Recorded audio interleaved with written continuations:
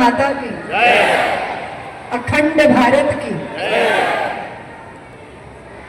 सर्वमंगला मात की, सत्य सनातन धर्म की, छत्रपति शिवाजी की, महाराणा प्रताप की, दुर्गा माता की, पुण्य श्लोका अहल्याबाई की। आज मेरा परम सौभाग्य है, मैं दुर्गा वाहिनी मातृशक्ति महिला शक्ति के माध्यम से मान वंदना के इस कार्यक्रम में आप सबके दर्शन का मुझे सौभाग्य मिला। मुझे पुराने दिन याद आ गए जब दिल्ली के अंदर ताल कटोरा में तकरीबन 50,000 दुर्गाएं एकत्रित हुई थी और श्री राम जन्मभूमि के लिए प्रतिबद्ध होकर पूरे क्षेत्र को गुंजायमान कर दिया था कि कंकर कंकर शंकर इसका प्राण प्राण में गीता है, जीवन की धड़कन रामायण पग पग पर बनी पुनीता है। यदि राम नहीं है श्वासों में तो जीवन का घट रीता है। नर नाहर श्री पुरुषोत्तम का हम मंदिर भव्य बनाएंगे, सौगंध राम की खाते हैं हम मंदिर वही बनाएंगे। जय श्री राम। क्षेत्र राममय हो गया। भगवती जगदम्बा की आराधना करने वाली दुर्गा वाहिनी की दुर्गाओं ने, मैं इस मंच को भी प्रणाम करती हूँ। हमारे कोकण प्रांत की संयोजिका संरक्षिका, अभी अभी हमने जो कुलपति महोदया का प्रवचन सुना, प्रतिभा ताई यहाँ बैठी हैं, मनीषा बैठी हैं, सबको, और इतनी सुंदर भगवा वस्त्रों में माथे पे बिंदी सजाए हुए भारतीय भेष को धारण करने वाली देवियां आज संकल्प कर रही हैं कि हमारे आदर्श, हमारा चित्त की प्रेरणा तैमूर लंदों और औरंगजेबों को पैदा करने वाली स्त्रियां कभी नहीं हो सकती। हमारे सामने आदर्श है पुण्य श्लोका अहल्याबाई होलकर दुर्गावती। हम सब जानते हैं हमारा परिचय क्या है, हम सब जानते हैं। हम अगर किसी वीर प्रसूता मां को देखते हैं तो हमारा मस्तक झुक जाता है। हम त्याग की प्रतिरूपा, त्याग की प्रतिमा, त्याग से दीप्त जो होती है भारत की नारी, उसके चरणों में माथा रख देने में अपना सौभाग्य अनुभव करते हैं। आप कहोगे दीदी माँ त्याग, त्याग की क्या बात है? त्याग की बात ऐसे है कि उदय सिंह को जन्म देने वाली महारानी को आपका नाम याद होगा, आपको उनका नाम याद होगा या नहीं, लेकिन उदय सिंह को बचाने वाली पन्ना धाई को ये देश कभी भूल नहीं सकता। कश्मीर से लेकर कन्याकुमारी तक पूछो, उदय सिंह को बचाने वाली मां कौन थी? और अगर मैं पूछूं कन्हैया की मां कौन थी, बोलो ना, आप क्या नाम लोगे? जन्मदात्री का नाम नहीं लोगे, पालने वाली का नाम लोगे। किसी ने मुझसे पूछा दीदी मां ये मथुरा से गोकुल कितना दूर है? तो मैंने कहा कि जननी की कोख से मां की गोद जितना दूर है। किसी ने पूछा दीदी मां जन्म और मृत्यु में फासला कितना है? मैंने कहा मां की गोद से शमशान भूमि जितना है।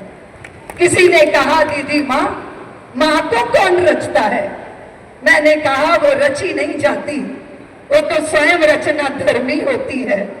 वो जन्मने और मरने से परे होती है, वो सदा नीरा गंगा होती है, वो गूंगे का खाया गुड़ होती है, जिसके वात्सल्य को अनुभव किया जा सकता है पर वाणी से व्यक्त नहीं किया जा सकता।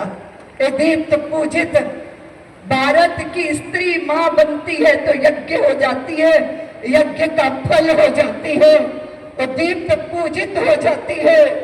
अपनी कोख में जगदीश्वर को आश्रय देने वाली वो भारत की ही नारी है। किसी राम को धरती पे आना होगा तो कौशल्या की कोख का आश्रय लेना होगा। हनुमंत लाल को आना होगा तो अंजनी चाहिए। लोग कहते हैं स्त्री निराश्रित है। मुझे आश्चर्य होता है कि जगदीश्वर को आश्रय देने वाली स्वयं निराश्रित भला कैसे हो सकती है। अपनी शक्ति को पहचानो तो समझ में आएगा तुम कौन हो। तुम कौन हो बताओ देवियों। त्रिदेवों को नन्ना बनाने की सामर्थ्य वो देव ऋषि नारद से इतरा रही थी ना, त्रिदेवों की पत्नियां, कि हम ही पतिव्रता हैं, हम ही निष्ठावान हैं, हमारी भक्ति का तो तोड़ ही नहीं। तो देव ऋषि नारद थोड़ा मुस्कुरा दिए।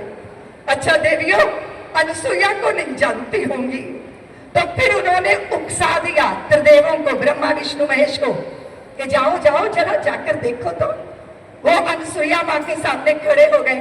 बोले माँ तुम्हारी छाती का दूध पीना है, तुम्हारे आंचल का दूध पीना है। तो माँ मुस्कुराई कि अच्छा मेरे आंचल का दूध पीना चाहते हो, तो फिर इतने बड़े बड़े होकर मेरे आंचल का दूध कैसे पियोगे। उसके लिए तो नन्ना होना पड़ेगा। और तीनों देवताओं को नन्ना बच्चा बना दिया। माता अनसुईया ने अपनी छाती का दूध पिलाया, नहला धुला के तैयार करके पालनों में लेटा दिया। तीनों की पत्नियां हाँफती हाँफती आई, हमारे वो कहाँ है, हमारे वो कहाँ है, हमारे वो कहाँ है। तो माँ मुस्कुराई कि देख लो झूले में झूल रहे हैं, अपने अपने पहचान कर ले जाओ।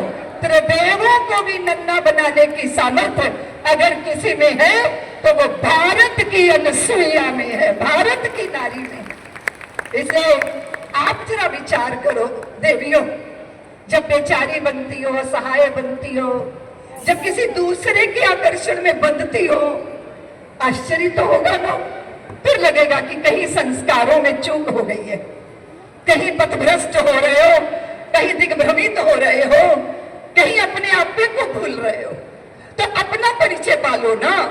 मेरा परिचय इतना कि मैं भारत की तस्वीर हूँ, मातृभूमि पर मिटने वाले मत वालों की पीर हूँ, उन वीरों की दुहिता हूँ जो हंस हंस झूला झूल गए, उन शेरों की माता हूँ जो रण प्रांगण में जूझ गए।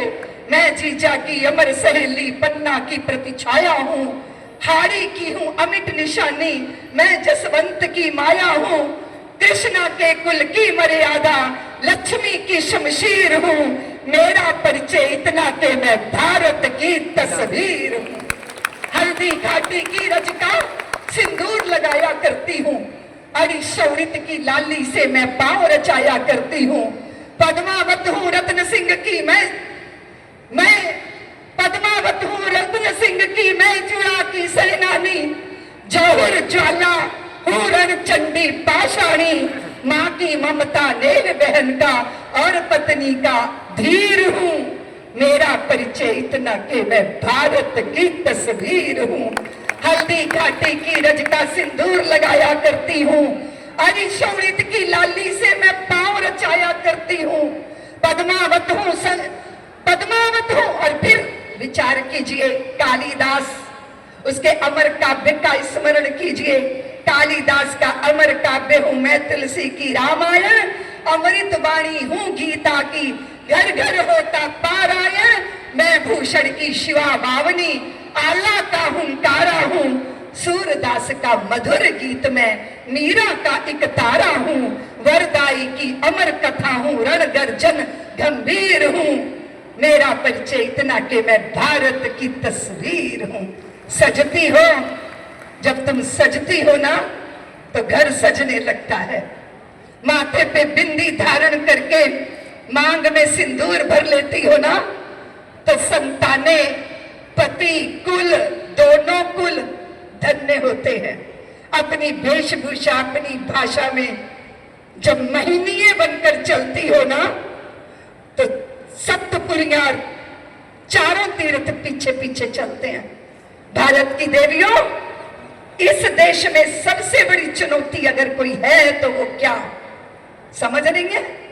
जब भारत की सनातनी श्रद्धा किसी विधर्मी के चंगुल में फंसती है, वो उस श्रद्धा के शरीर के टुकड़े टुकड़े नहीं होते, कुल की मर्यादा टुकड़े टुकड़े खंडित हो जाती है, पिता का स्वाभिमान खंडित हो जाता है, समाज का माथा शर्म से झुक जाता है। अपनी पुत्री का ऐसा परिणाम उसके शरीर का देखना कितना दारुण होता है। क्यों हुआ ये ऐसा? मर्यादा का लंघन करेंगे तो कोई ना कोई भेषधारी रावण के चंगुल में निश्चित फंसेंगे। हमारे पुरखों ने, हमारे पूर्वजों ने हमें कहा कि भाई मर्यादा, आपने कहा नहीं नहीं नहीं नहीं, हमने तो एकता कपूर के सीरियल देख लिए हैं, इसलिए पैरों की जो पायलें हैं वो बेड़ियां हैं, हमें आजादी चाहिए, स्वतंत्रता चाहिए।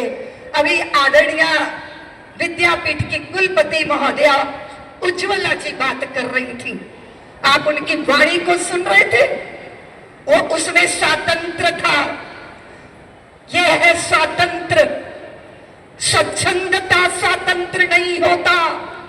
स्मरण रखना दुर्गाओं, स्वच्छंदता को स्वतंत्रता, मेरे स्वाभिमान की प्रतिष्ठा स्वावलंबन से होगी। इसी के यज्ञ में लगी है वो दुर्गा वाहिनी मातृशक्ति। मेरा स्वाभिमान मेरे स्वावलंबन से होगा। लेकिन अगर मैं स्वावलंबी नहीं हूं, मेरे पति कमाते हैं, मेरे पुत्र कमाते हैं, मैं महनीय सी अपने घर में विराजमान हूं, तो भी क्या मैं पराधीन हूं? मैं नहीं पराधीन हूं, क्योंकि मैं अर्थ को कमाने को ही सब कुछ नहीं मानती। मेरे लिए अर्थ का अर्थ तो है, पर संबंध और रिश्तों का अर्थ उससे भी ज्यादा महत्वपूर्ण है। और यही भारत की स्त्री जिसने हमेशा अपनी इस तरह की भूमिका को निभाया, ना बेचारी है ना असहाय है। दो शास्त्रार्थियों के बीच में शास्त्रार्थ होता है तो कोई उभय भारती निर्णय करती है, विजय किसकी हुई और पराजय किसकी हुई। आप कहोगे दीदी माँ वो बहुत विद्वान थी, बहुत विदुषी थी, शायद बहुत वेद पढ़े होंगे। हाँ विदुषी थी, लेकिन बहुत जबरदस्त मनोवैज्ञानिक थी उभय भारती। उसने दोनों शास्त्रार्थियों के गले में पुष्प माला डाल दी। और आप जानते हो जो व्यक्ति निर्द्वंद होता है ना, उसके चित्त में ताप नहीं आता। आता है क्या? अगर चित्त में ताप नहीं आएगा तो शरीर में भी ताप नहीं आएगा। तो दोनों के गले में जब पुष्प माला डाली तो जो स्पष्ट नहीं थे, जिनके भीतर द्वंद था, जिनको आदर्शों और बहुत सारे सूत्रों को लेकर स्पष्टता नहीं थी, उनके भीतर तूफान मचा, शरीर गर्म हो गया। शरीर गर्म हुआ तो फूलों की माला मुरझा गई। उभय भारती ने देखा कि जो शंकराचार्य भगवान के गले में पुष्प माला है वो नहीं मुरझाई और दूसरे के गले की माला मुरझा गई। इसका मतलब वहां अंतर्द्वंद है, जहां अंतर्द्वंद है वहां स्पष्टता नहीं है। इसलिए उभय भारती ने घोषणा की कि शंकराचार्य इस शास्त्रार्थ में विजयी हो गए। इतना बड़ा मनोविज्ञान भारत की नारी, भारत की स्त्री समझती है। उसने कहा माँ मुझे मेरा सिर पकड़ना है, मेरा सिर पकड़ना है मुझे। कौन कह रहा है? पुत्र कह रहा है, अपनी छाया को देख के कह रहा है मुझे वहां अपना सिर पकड़ना है, छाया पे मुझे मेरा सिर पकड़ना है। पिता ना समझ पाया कि कैसे इसकी छाया का इसको सिर पकड़ाऊं, तो फिर उसकी माँ आई, धीरे से अपने पुत्र का हाथ पकड़ा, सिर पे धर दिया और कहा देख पुत्र, तूने अपनी छाया का सिर पकड़ लिया ना, कितना सहज था, कितना सरल है, कितना सुंदर है और कितना व्यवहारिक है। इसलिए अपने उस भाव के साथ जिसमें आप विश्वविद्यालय में नहीं थी, पर सारे विश्वविद्यालय उन देवियों पे आज पीएचडी कर रहे हैं क्योंकि उन्होंने जीवन की पाठशाला में पढ़ाई की थी। आज जितनी भी यहाँ दुर्गाएं एकत्रित हैं, मैं आप सबसे निवेदन करूंगी, प्रचार करो, प्रसार करो। किसी भी विधर्मी के हाथ लव जिहाद की शिकार भारत की पुत्रियां नहीं होंगी, ऐसे नरभक्षियों की आंखें नोच लेने की सामर्थ्य तुझ में है। घोषणा करो देवियों, अपनी मर्यादा में जियोगी, अपनी सामर्थ्य को जागृत करोगी और फिर डिम डिम घोष करोगी।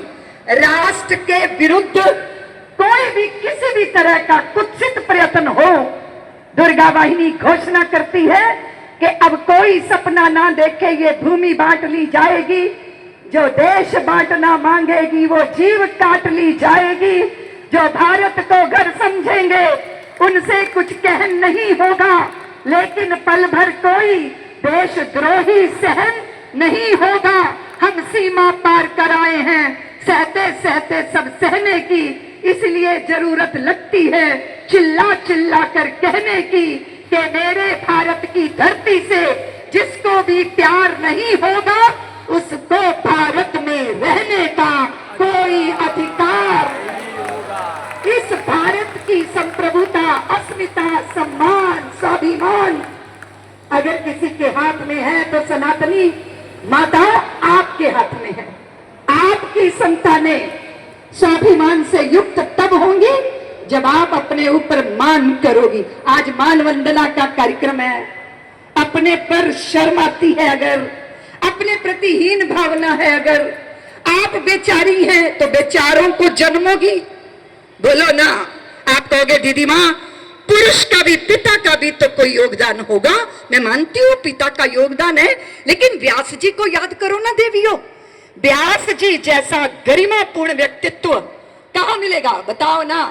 एक माँ ने भय से आंखें बंद की तो पांडु रोग से ग्रसित पुत्र की मां बन गई। एक मां भय से आंखें बंद की तो अंधे पुत्र की मां बनी। एक मां भय से पीली पड़ गई तो पांडु रोग से ग्रसित पुत्र की मां बनी।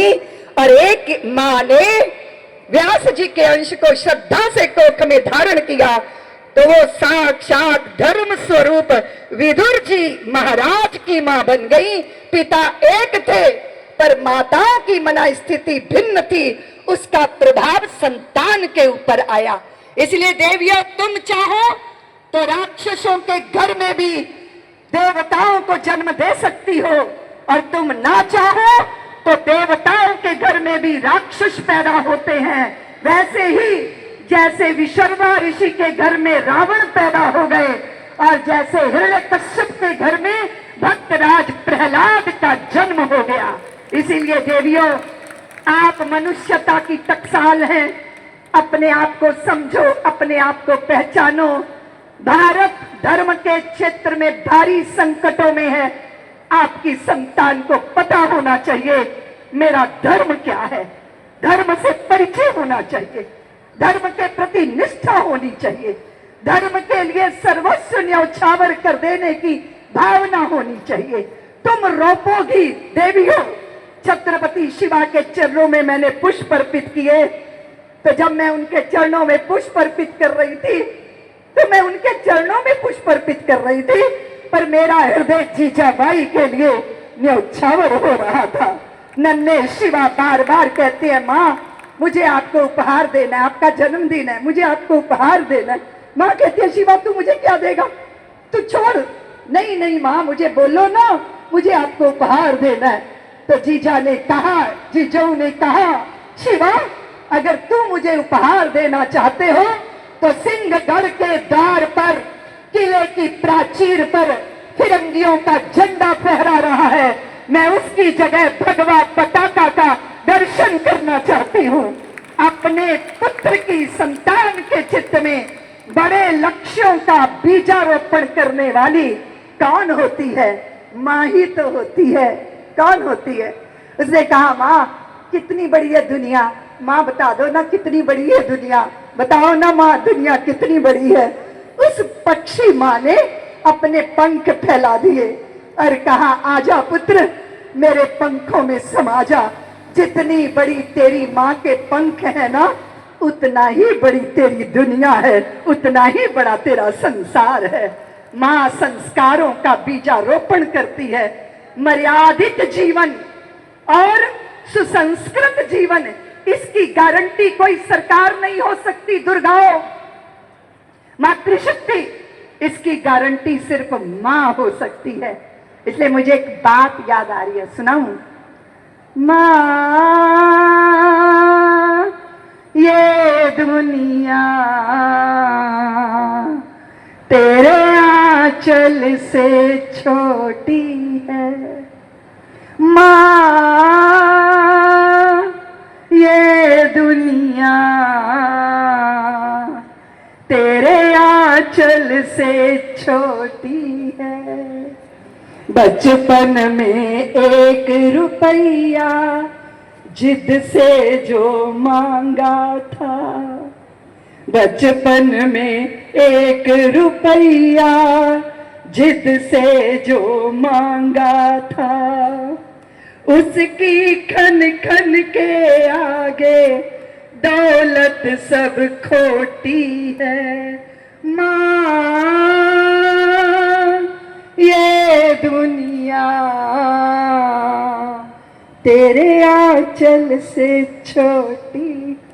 आप, मुझे बहुत बार लोग पूछते कि दीदी मां आप जूझती रही राम जन्मभूमि के आंदोलन में, आपको भय नहीं लगा, आप रुकी नहीं, आप थकी नहीं, आपको ये स्वाभिमान, ये निर्भयता कहां से मिली?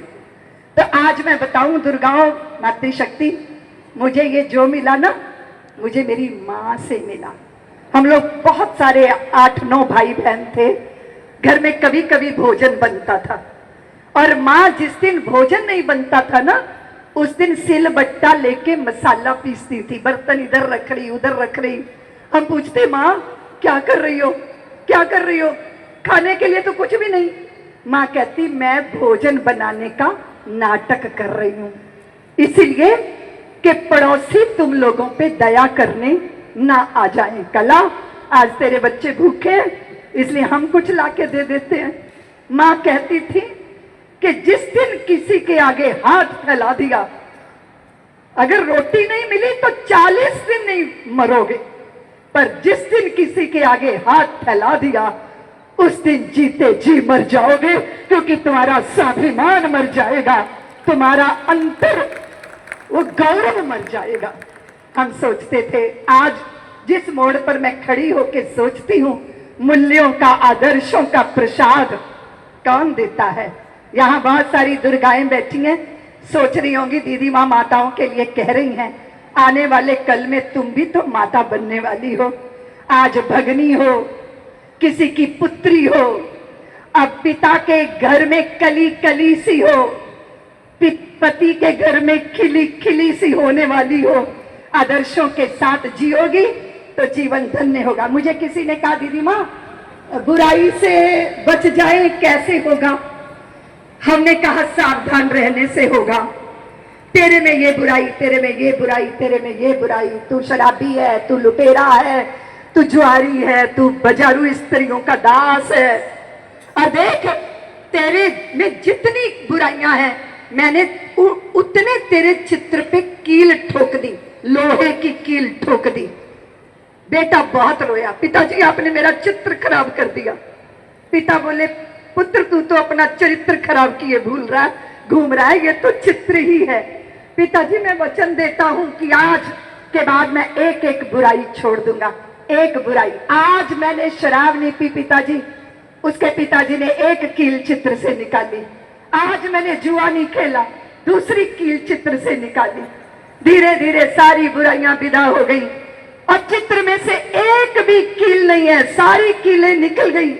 पुत्र आज तेरे चित्र में कोई लोहे की कील नहीं है। वो अपने चित्र के सामने जाके खड़ा हुआ, फिर रोने लग गया।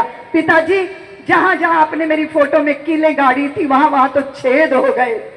तो पिता ने कहा पुत्र जीवन में बुराई आ जाए, अगर वो विदा भी हो जाए तो भी वो कोई ना कोई दाग छोड़ के चली जाती है।